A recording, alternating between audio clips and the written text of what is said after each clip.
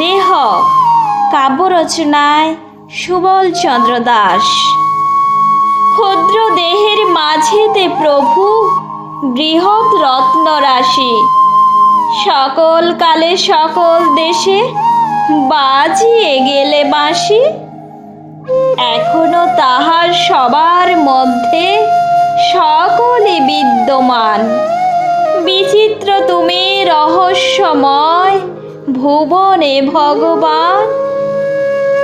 এক মানুষে বিভেদ করে খেলিছ কত ভাবে, কত না ধর্ম কত না বর্ণ কেমনে কুল পাবে।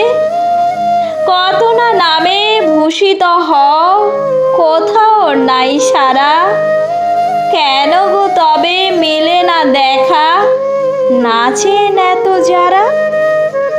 কারুর গড কারুর আল্লাহ কারুর ভগবান, আমি যে দেখি সবার মধ্যে সইছ অপমান। একইভাবে বইছে শ্বাস নয়নে অশ্রু জল, জন্ম মৃত্যুর যন্ত্রণা একই ধরাতল। যেমন খুশি নাচাও তুমি নাচে নেরাবেশ, ধনী দরিদ্র রাজা ফকির কোথাও নাই শেষ।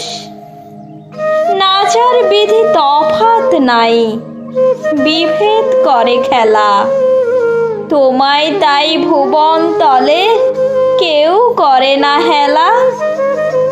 যাহারা যাহা পাওনা হয় মিটিয়ে দাও বেশ, সকল ইচ্ছা তোমার হতে কোথাও নাই শেষ।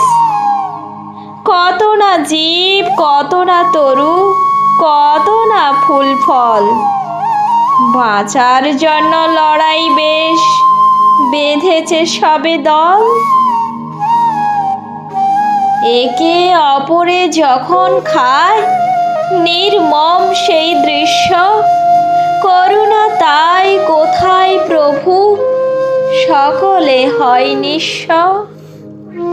দেহতে তুমি রয়েছ তাই সকলই সুখকর, ছাড়ালে তুমি যাওনি ছেড়ে তবুও তুমি পর। যাহারা যায় আমায় ফেলে তৃপ্তি কেন গো তাতে, দেহতে থেকে হও না তৃপ্তি হাত রেখেছ হাতে।